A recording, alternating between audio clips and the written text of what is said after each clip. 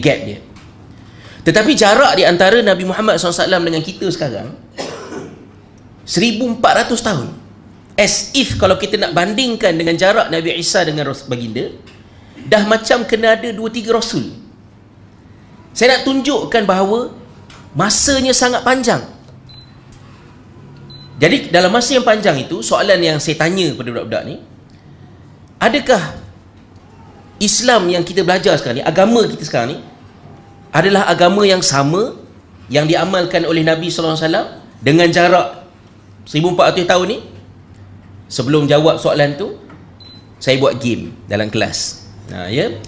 Saya bagi tahu pada pelajar, dalam kelas kami ada lebih kurang dalam 14 orang, 15 orang begitulah. Saya cakap pada pelajar yang paling kanan ni, kamu pergi restoran Tok Wan, restoran Tok Wan tu kat bawah lah ya.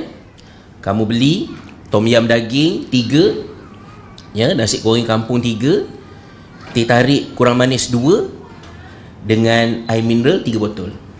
Tapi jangan beli, kamu suruh orang sebelah, kamu pas pada orang sebelah. Dia pun bagi tahu orang sebelah menu yang sama lah, ya. Nak apa ni, nasi goreng kampung 3, daging tom yam daging 3, lepas tu teh tarik kurang manis 2, air mineral 3 botol. Dia pesan kat orang sebelah, dia pesan kat orang sebelah, sampailah kat ujung tu. Makan masa lebih kurang dalam 15 minit. Ya. Sampai kat ujung tu, saya kata okey, sebelum kamu turun bawah pergi kedai Tok Wan, cuba cerita balik apa pesanan yang kamu dapat. Ya. Jadi dia kata dia kena pergi restoran Tok Wan. Alhamdulillah betul lagi lah ya. Bukan Pak Wan ke apa ke tukar ya. Lepas tu beli tom yam 3, daging 3. Ya, tom yam dengan daging dah terpisah dah. Ya. Lepas tu nasi goreng Cina. Ya, kemudian apa ni, air teh tarik kurang manis 3, air mineral 2 botol. Dah lain dah. Ya. Dan saya tanya semualah, puas hati tak dengan penerangan dia tu? Dia kata puas hati, puas hati. Saya baca balik kertas yang saya jawab tu. Jadi saya nak nampakkan kepada pelajar, within 15 minutes, across 15 people, message dah bertukar. Dan sekarang ni kat depan ni 1500 tahun, bukan 15 minit, 1400 tahun. So soalan balik, adakah sama agama kita dengan agama Nabi Muhammad SAW? Tu soalan saya tanyalah. Macam mana? Sama ke tak sama? Tu ada seorang budak kat tangan, tak sama Ustaz. Ada seorang tu, tak sama. Very bold ya dia punya statement. Kenapa tak sama? Saya tanya. Sebab sekarang ni kita ikut Imam Syafi'i. Kata, oh pula dah ya. Macam mana saya nak respon ni kan ya? Dia sebut benda tu. Jadi kita pun bincang-bincang lah sikit. Bincang. Akhirnya kesimpulannya di hujung tu, dia kata, oh akhirnya agama kita ni sama dengan agama Nabi Muhammad SAW 1500 tahun sudah.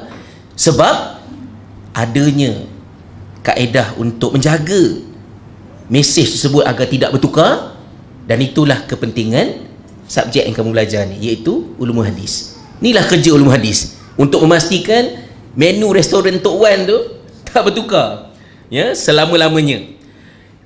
Bila kami turun bawah dah habis kelas, bawah tu solat Zuhur. Lepas Zuhur ada tazkirah.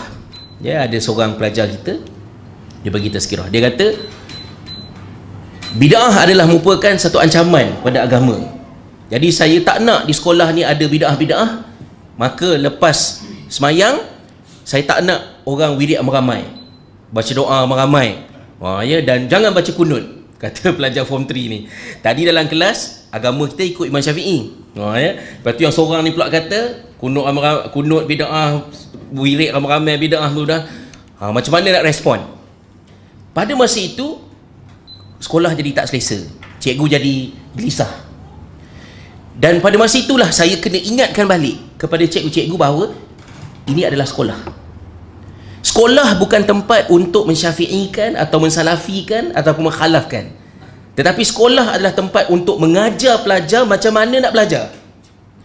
So pelajar yang tadi kita panggil, tahniah, congratulations for having the courage to stand in front of everybody and to express your opinion.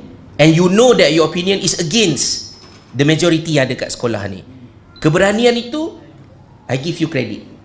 Ya, bagus. Tapi semua benda yang kita cakap, dia kena datang dengan tanggungjawab. So now I'm giving you your responsibility. Tugas kamu ialah kamu kena cari siapa ulama yang sependapat dengan kamu dan apa hujah dia? Siapa ulama yang tak sependapat dengan kamu dan apa hujah mereka? Dan bawa pada perbincangan. Maka bila dia buat kerja tu, dia dapatlah point.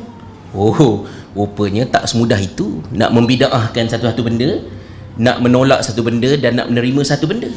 Jadi akhirnya pelajar tu jadi Syafi'i ke, jadi Salafi ke, jadi Khalaf ke, that is not my concern.